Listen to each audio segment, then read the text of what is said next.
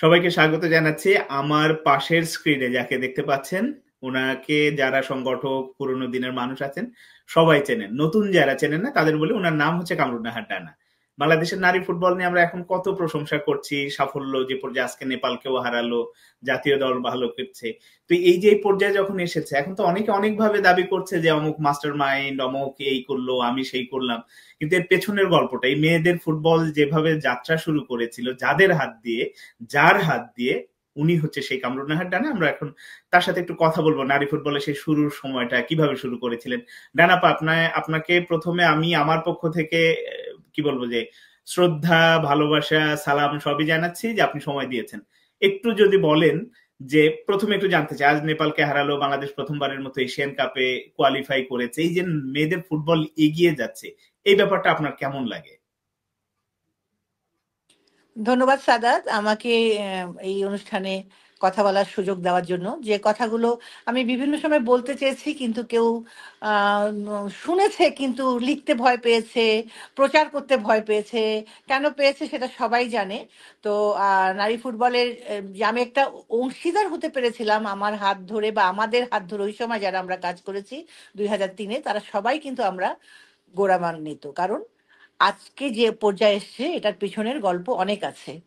আমি প্রথমেই স্মরণ করতে চাই সাহেব আলী ভাইকে, যিনি ফুটবল প্রশিক্ষক ছিলেন। উনি 1977 সালে একটা চেষ্টা নিয়েছিলেন বিকানেসার জনাভিষেক মেয়েকে নিয়ে। তো যাই হোক, আমি 2003 সালে যখন কমিটি হলো, এস এস সুলতান ভাই প্রেসিডেন্ট এবং আনোয়ার হক হেলাল ভাই জেনারেল সেক্রেটারি, আমি একটা চিরকুট লিখেছিলাম, ছোট একটা কাগজে লিখেছিলাম সুলতান ভাই অবলিক হেলাল ভাই।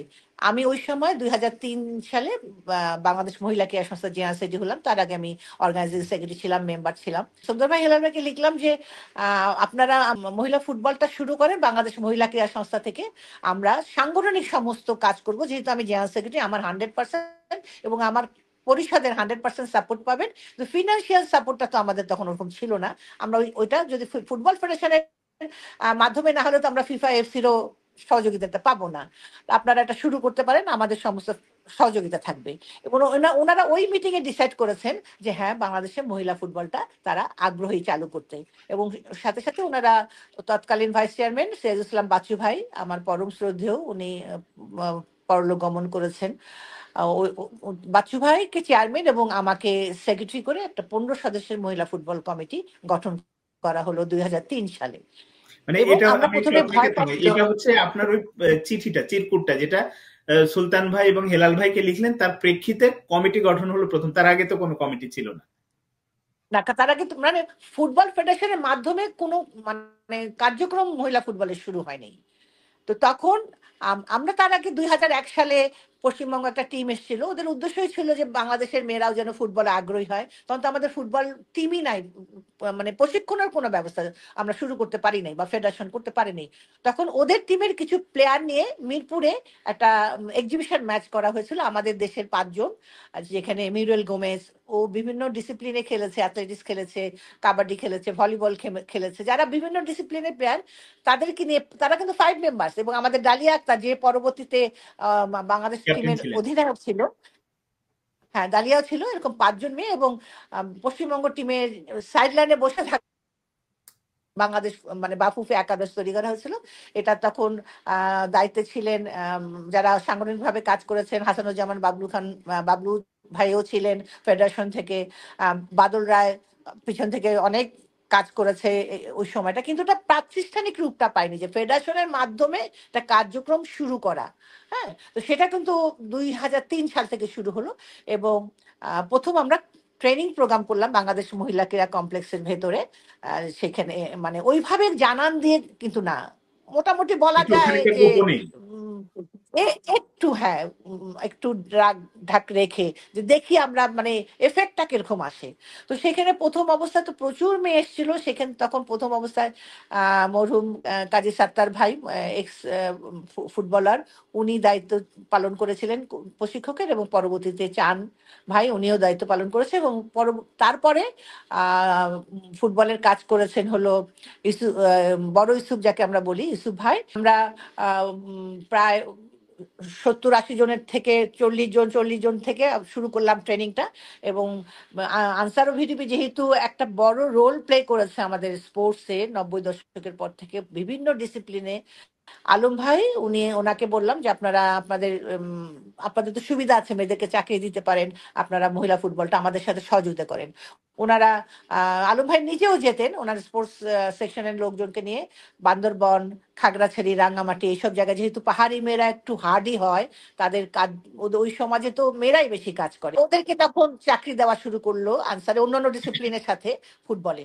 এবং আমরা আমাদের লোকাল যারা ঢাকা যারা অন্যান্য ডিসিপ্লিনে খেলে, যেমন ডালিয়া হ্যান্ডবলে মেইনলি হ্যান্ডবল প্লেয়ার হিসেবে পরিচিত ছিল, আয়শা আক্তার, ডালিয়া, মিনা, শ্রাবণী পোদ্দার, এরকম অনেক মেয়েকে আমরা পেলাম, পিঙ্কি, হ্যাঁ, রাজশাহীর নীলা, নারায়ণগঞ্জের সুখী, সুরভি, প্রথম দিকে যারা প্লেয়ার ছিল, হ্যাঁ, ওদেরকে দিয়ে আমরা নালিশ করতে শুরু করলাম। এবং আনসার একাডেমিতে, ওখানে তো আর কোনো ঝামেলা হওয়ার কথা না, সেখানেও তারা মানে তাদের প্রশিক্ষকের মাধ্যমে মহিলা ফুটবলারকে কালেক্ট করে তাদেরকে প্রশিক্ষণ দেওয়া শুরু করলো। ইন দ্য মিডটাইম আমরা খাগড়াছড়িতে ট্রেনিং প্রোগ্রাম করেছি, আমরা রাঙ্গামাটিতে ট্রেনিং প্রোগ্রাম করেছি, আমরা কক্সেস বাজারে করেছি, ওটা বাংলাদেশ ফুটবল ফেডারেশনের মাধ্যমে। 2004 সালে আমি তখন আমাদের ফুটবল কমিটির মাধ্যমে ফেডারেশনকে জানালাম, আমরা মিটিং করে, যে আমরা একটা টুর্নামেন্ট করতে চাই। তাহলে আস্তে আস্তে ছড়াক জিনিসটা। প্রথম অবস্থায় তো আমি অনেক প্লেয়ার পাবো না, আমরা অনেক প্লেয়ার পাবো না। তখন বিভিন্ন ডিস্ট্রিক্টে, কারণ প্লেয়ারই তো নাই, টিম হবে কিভাবে? 64 ডিস্ট্রিক্ট থেকে 20টা হওয়ার কথা না। আমরা প্রথম অক্টোবর মাসে 2004-এ বাংলাদেশ ফুটবল ফেডারেশনের মাধ্যমে, ফুটবল ফেডারেশনের ব্যানারে প্রথম মহিলা ফুটবলটা, আন্তঃজেলা মহিলা ফুটবল পেলাম, শুরু করলাম। সেখানে মাত্র 6টি জেলাকে আমরা টিম করতে পেরেছি। আমার তো প্লেয়ার দরকার আছে, তাই না? প্লেয়ার তো আমার পাইপলাইনে না থাকলে আমি কিভাবে 10টা বা 20টা জেলা তখন তো পার্টিসিপেট পাইপলাইনই করবে? নাই, আমাদের পাইপলাইন তো প্লেয়ারগুলোকে, তৈরি হয়নি। হ্যাঁ, মানে প্লেয়ারই তো তৈরি হয় নাই, কেবল খেলছে তারা। তখন আমরা যখন অ্যানাউন্স করলাম, প্রেস কনফারেন্স করলাম যে আমরা টুর্নামেন্ট করতে যাচ্ছি, তখন একটা একটা গোষ্ঠী তারা বলল যে না, মেয়েদের ফুটবল খেলা আমরা করতে দেব না। এবং বাইতুল মোকাররমে নামাজের পরপরই একটা মিছিলও তারা বের করেছিল। এবং সেই সময় তারা বলেছিল যে কোনো খেলাই মেয়েদের হতে দিবে না এখন থেকে। যাই হোক, এটার জন্য আমি খুবই গ্রেটফুল যে আমার যে ফুটবল ফেডারেশন ছাড়া আমার যে একটা ব্যক্তিগত পরিচিতি ছিল বা ব্যক্তিগত ইমেজ ছিল, আমি বিভিন্ন সংগঠন করেছি, স্টুডেন্ট পলিটিক্স করেছি, খেলাঘর করেছি, গান বাজনার দিকেও আমার একটা চর্চা ছিল, প্রত্যেকটা কর্নারে আমি নক করেছি। বাংলাদেশ মহিলা ক্রীড়া সংস্থার ওই সময় আমি কাউন্সিলর ছিলাম। বাংলাদেশ মহিলা ক্রীড়া ওই সময় আমাকে প্রচন্ড রকমের সহযোগিতা করেছে। তাদেরকে বলেছি যে আপনারা স্টেটমেন্ট দেন পত্রিকায় যে বাংলাদেশ ফুটবল ফেডারেশন কে যেন সবাই হেল্প করে, এবং মহিলা ফুটবলটাকে আমরা যে চালুটা করলাম এটা যেন আমাদের থাকে। সেই সময় প্রত্যেকটা পলিটিক্যাল পার্টি, ছাত্র সংগঠন, বাংলাদেশ মহিলা ক্রীড়া সংস্থা, ছায়ানটের সঞ্জিদা আপা, যিনি সম্প্রতি প্রয়াত হয়েছেন, সঞ্জিদা আপা ছায়ানটের সভাপতি, সঞ্জিদা আপার সাথে টেলিফোনে কথা বলেছি। তারপরে সম্মিলিত সাংস্কৃতিক জোট, তাদের সাথে কথা বলেছি যে আপনারা স্টেটমেন্ট দেন যে মহিলা ফুটবলটা যেন বন্ধ না করে বাংলাদেশ ফুটবল ফেডারেশন, কারণ ফিফা এফসি তো চাচ্ছেই। আর ফেডারেশন যদি বন্ধ করে, আমি কামরুন নাহার ডানা একাই তো আর আমার পক্ষে সম্ভব না এটাকে রান করানো, কারণ আমরা তো অ্যাফিলিয়েটেড বডি না এএফসি ফিফার, তাই না? এএফসি ফিফার affiliated body Bangladesh football federation. প্রত্যেকটা সংগঠন থেকে তারা পত্রিকায় স্টেটমেন্ট এসছে, ওগুলো পেপার কাটিং আমার কাছে আছে, আমি পেপার কাটিং আমার করা একটা অভ্যাস আমার প্রিজার্ভ করা আছে। তো তারা বলছে যে এই মহিলা ফুটবলটা চালু হোক, এবং ফুটবল ফেডারেশনকে বিশেষ করে বাংলাদেশ মহিলাকে চিঠি চিঠি দিয়েছে যে আপনারা মহিলা ফুটবলটাকে অফ করবেন না কোনো হুমকির পরিপ্রেক্ষিতে। এবং আমাকে কিন্তু প্রাণনাশেরও হুমকি দেওয়া হয়েছিল। তখন তো মোবাইল ওই রকম ইয়ে ছিল না, তো সবাই ব্যবহার করতো না এখন যেভাবে ব্যবহার করে, অনেক হারটা বেশি। আমি ল্যান্ড ফোনে ফোন পেয়েছি, হ্যাঁ, যে মহিলা ফুটবল হতে দেওয়া হবে না। এবং আমাদের পুলিশ স্কট করে নিয়ে যাওয়া হতো বিভিন্ন টিমকে মাঠে। নির্বিঘ্নে আমরা 6টা টিমের মধ্যে খেলা শুরু করেছি, এবং প্রথম চ্যাম্পিয়ন হয়েছে ঢাকা জেলা দল, এবং রানার্স আপ হয়েছিল বাংলাদেশ আনসার ও গ্রাম প্রতিরক্ষা দল। এবং প্রথম ঢাকা জেলার পক্ষে 1-0 গোলে তারা জিতেছিল। প্রথম যে গোলটি করেছিল সে হলো শ্রাবণী পোদ্দার। শ্রাবণী পোদ্দারের নাম ইতিহাসে অবশ্যই লেখা আছে, কিন্তু আজকালকার সময়কার কোনো খেলোয়াড় জানে না যে শ্রাবণী পোদ্দার কে, প্রথম গোল বা বাংলাদেশে কে করলো একটা প্রতিযোগিতামূলক টুর্নামেন্ট যেটা বাংলাদেশ ফুটবল ফেডারেশনের আন্ডারে হয়েছে, বা ওই সময়ের খেলোয়াড় কারা, কাউকে কিন্তু সামনে নিয়ে আসা কখনোই হয়নি। 16টা বছর পুরো অন্ধকারে রাখা হয়েছিল। কারা শুরু করেছে মহিলা ফুটবল, প্রত্যেকের তো কিছু না কিছু অবদান থাকেই, তাই না? বিগত সময়ের ইতিহাস তো কেউ মুছে ফেলতে পারবে না, ভালো হোক খারাপ হোক, প্রত্যেকের তো একটা ইতিহাস আছে। মানে কারো সামনে নিয়ে আসা হয়নি বিগত সময়ের। ওই সময় যেসব মেয়েরা খেলতে এসেছে ফুটবল, তাদেরকে অনেক কষ্ট করে কিন্তু এসেছে। এখন তারা দুঃখ করে বলে, রাস্তাঘাটে যখন ওরা চলাফেরা করেছে, যারা নিন্দুক নিন্দুক বিভিন্ন প্রশ্ন মানে জর্জরিত করেছে, বিভিন্ন রকম তিরস্কার করেছে, মেয়েরা ফুটবল খেলছে, বাবা মাকে তিরস্কার করেছে, এই মেয়ের বিয়ে হবে না, অথবা মেয়ে কালো হয়ে যাবে, না নানান রকম কথাবার্তা মেয়েদের। তো তাদের কিন্তু যে স্ট্রাগল, সেটা কিন্তু মনে রাখবার মতো, স্মরণ করবার মতো, যে তারা যদি আজকে তখন না খেলতো, বা আমরা যারা শুরু হালটা ধরেছিলাম, আমরা যদি ওই সময় হালটা না দিতাম, আজকে মেয়েরা ফুটবল খেলতে পারতো না, তাই না? যে যে স্বাধীন হয়েছি আমরা 71-এ, শুরু করেছি আমরা 2003-এ অফিসিয়ালি। তো এতগুলো বছর যেমন মহিলা ফুটবল খেলতে পারেনি, পরবর্তী বছরগুলো সেটা হতে পারতো, কিন্তু যারা শুরু করলো তাদের নামে উচ্চারণ করা তো কখনোই হয়নি, কখনো কোনো ইনভাইটেশন লেটারও আসেনি। আচ্ছা, তারপরে 4-এ যখন আমরা টুর্নামেন্টটা করলাম, 5-এ আমাদের এদিকে তো আমরা যেহেতু এত আন্দোলনের মুখে বা এত বাধার মুখে আমরা শুরু করতে পেরেছি, ফিফা এফসি তো অবশ্যই তারা সবকিছুই অবগত। আমাদের 2005-এ ইনভাইটেশন আসলো বাংলাদেশকে, যে এএফসি আন্ডার 17 তারা আমাদেরকে ইনভাইট করলো। আমাদের তখন মনে হয় না যে খেলার মতো 20টা মেয়ে আছে, মানে একটা ইন্টারন্যাশনাল টুর্নামেন্ট খেলবে, তার 90 মিনিট খেলার একটা দম থাকতে হবে, সেটাও তৈরি হয়নি, খেলোয়াড় তৈরি হয়নি, কিছুই হয়নি। হ্যাঁ, টেকনিক্যালি ওইরকম সাউন্ড না কেউ। তখন আমাদের চেয়ারম্যান বাচ্চু ভাই, আমি, হেলাল ভাই সেক্রেটারি, প্রেসিডেন্ট, আমরা একটা মানে চিন্তার মধ্যে পড়ে গেলাম যে কি করবো এখন। ইনভাইটেশন করেছে, এটা তো অ্যাকসেপ্ট করতেই হবে, ফিফা এএফসির ইনভাইটেশন। তখন কলকাতার দেবু মুখার্জি, বাংলাদেশের সবাই চিনে ফুটবল অঙ্গনের দেবু মুখার্জি, উনি খুব ভালো সম্পর্ক ছিল, হেলাল ভাই ছিল, আমারও কাজ করতে গিয়ে ভালো সম্পর্ক হয়েছে খেলার সূত্রে। ওনাকে বলা হলো, উনি তখন বললেন ঠিক আছে। এফসি আন্ডার 17 আমাদের হয়েছিল তখন ন্যামহে সিটি, কোরিয়াতে, সাউথ কোরিয়াতে ন্যামহে সিটিতে।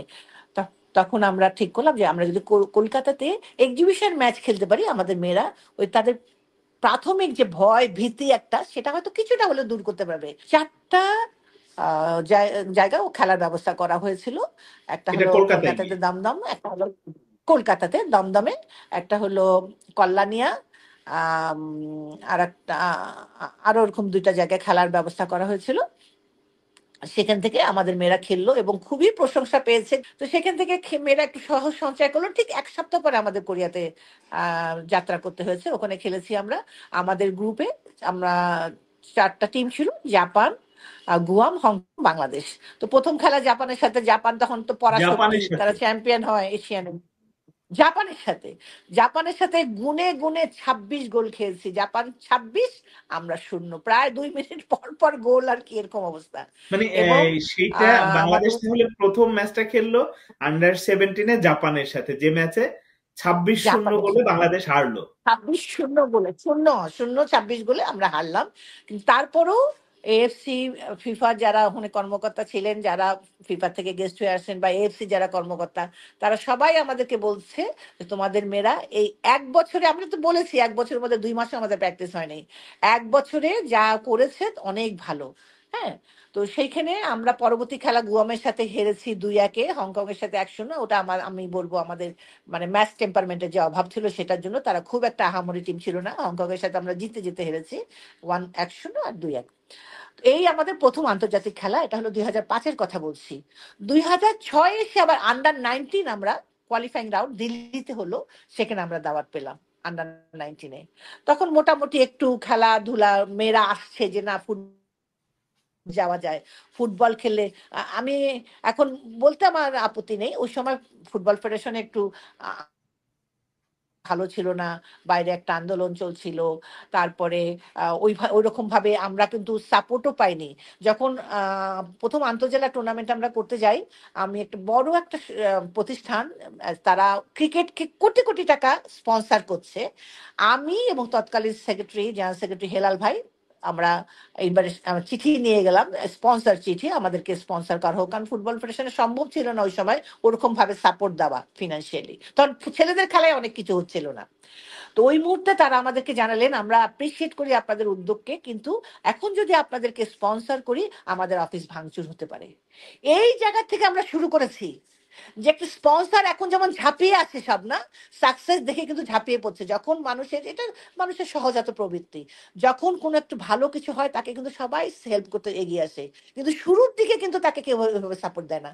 আমরা তখন দাঁড়ে দাঁড়ে গিয়ে স্পন্সর পাইনি, ভয়ে তারা এই উদ্যোগকে সাপোর্ট করছে, এই উদ্যোগকে সাধুবাদ জানাচ্ছে, কিন্তু তাদের প্রতিষ্ঠান রক্ষার্থে তারা ফিনান্সিয়ালি সাপোর্টটা দিতে পারছে না। এখনকার প্রজন্মের অনেকেই এটা জানে না। কমিটি আছে কিন্তু মিটিং হয় না, কমিটি মেম্বার আছে তাদের সুযোগ থাকে না, কমিটি মেম্বার আছে তারা মহিলা যারা, তাদের বিদেশ যাওয়ার সুযোগ হয় না, বিদেশ যায় পুরুষ মানুষ। 2005 সালে মহিলা টিম লিডার এবং ম্যানেজার আমাকে করা হয়েছিল ফুটবল ফেডারেশন থেকে, আমি একজন মহিলা। 2006 সালে আমরা পাঠিয়েছি দিল্লিতে, সেখানে হামিদা বেগম আপনারা দেখেছেন, চিনেন, মনে আছে নিশ্চয়ই, উনিও প্রয়াত হয়েছেন, এনএসসিতে চাকরি করতেন, উনি মেম্বার ছিলেন, ওনাকে মহিলা ম্যানেজার করে পাঠিয়েছি। 2007-এ যখন আমরা উড়িষ্যায় গেলাম এক্সিবিশন ম্যাচ খেলতে, তখন ছিল মহিলা ম্যানেজার। 2008-এ আবার উড়িষ্যা যখন খেলতে আসলো বাংলা, তখন মহিলা ম্যানেজার। 2007-এ ইন্দো বাংলা গেমস, সেখানে মহিলা ম্যানেজার। 2008-এ ইন্দো বাংলা গেমস, সেখানে মহিলা ম্যানেজার। এত বছর কেন পরে পুরুষ ম্যানেজার থাকবে? বহু সময় আমরা কথা বলেছি এটা নিয়ে, টক শোতে বলেছি যে এটা যায় না, কারণ মেয়েরা তখন এগিয়ে আসতেছে সব দিকে, তাই না? ছেলেদের টিমে তো মেয়েদেরকে নেওয়া হচ্ছে না ম্যানেজার করে, তাহলে মেয়েদের টিমে কেন আসবে? কিন্তু সেটা হয়েছে বিগত 16 বছরের মধ্যে ম্যাক্সিমাম টাইম, যে পুরুষ একজন গেছে। আমি মনে করি তারও তো একটু লজ্জা হওয়া উচিত, যে মেয়েদের টিমের সাথে আমি পুরুষ মানুষ, মহিলা এতগুলো কর্মকর্তা থাকতে আমি কেন যাব? এবং এটা নিয়ে এত আলোচনা হচ্ছে, এত সমালোচনা হচ্ছে, তারপর উনি জ্বলে যাচ্ছেনই সবসময়। আচ্ছা, 2006 যেটা খেলতে গেল সেখানেও প্রশংসিত হয়েছে, আমরা কোয়ালিফাই করতে পারিনি, আর দিল্লিতে যেটা আন্ডার 19 হয়েছিল, কিন্তু প্রশংসিত হয়েছে। সাথে আমরা উড়িষ্যাতে গেলাম, ওখানেও আমাদের মেয়েরা খুবই ভালো খেলেছে, ও সেখানে আমরা একটা খেলা আমরা জিতেছিলাম। এবং 2008-এ উড়িষ্যা টিম আসলো, সেখানেও আমাদের মেয়েরা ভালো পারফর্ম করেছে, নতুন খেলছে। আমাদের মেয়েরা ওইভাবে টুর্নামেন্ট আমরা বেশি পাচ্ছিও না।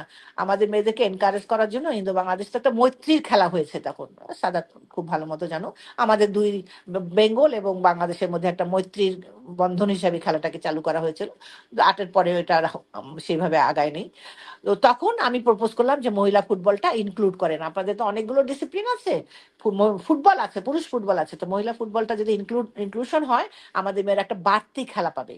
একটা বছরে ওই একটা খেলার জন্য হয়তো 2টা মাস ট্রেনিং পাবে, আমরা আর একটু রিচ হতে পারবো, সামনে আগাতে পারবো। সাথে সাথে ওইখানে উনি বলেন এটা কোনো ব্যাপারই না, ইনক্লুড হয়ে গেল। আমি ফোন করলাম বাচ্চু ভাইকে, বাচ্চু ভাই ইন্দো বাংলাদেশে গেমসে ঢুকায় ফেলছি। ওনারা, বাচ্চু ভাই, সুলতান ভাই, হেলাল ভাই, সবাই খুব অ্যাপ্রিসিয়েট করলেন। আবার এসএ গেমসে যে মহিলা ফুটবলটা ঢুকলো, ওখানেও কিন্তু আমার একটা ভূমিকা ছিল। এগুলোকে কি মুছে ফেলা যাবে? এএফসি টুর্নামেন্টে বাংলাদেশ খেলতে গেছে, এটা কি মুছে ফেলা যাবে? এএফসি আন্ডার 19 দিল্লিতে খেলতে গেছে, এটা মুছে ফেলা যাবে? ইন্দো বাংলাদেশে 2টা খেলেছে, উড়িষ্যাতে এক্সচেঞ্জ ভিজিট নিয়ে 2টা খেলা, এতগুলো পার্টিসিপেশন, তারপরে যদি এখন কেউ বলে যে কাজী সালাউদ্দিন মাস্টার মাইন্ড, হাসবো না কাঁদবো আমি নিজেই বুঝে পাই না। মানুষ মিথ্যা কথা বলার একটা সীমা থাকা উচিত। এরা কোন স্তরের মানুষ? মানুষের সাথে তাদের মানে বলা যায় না যে এরা মানুষ। এত বড় ডাহা মিথ্যা যেখানে রেকর্ড হয়ে আছে, আমরা কি বলতে পারবো যে না নবাব সিরাজদৌল্লা বাংলার শেষ নবাব ছিল না?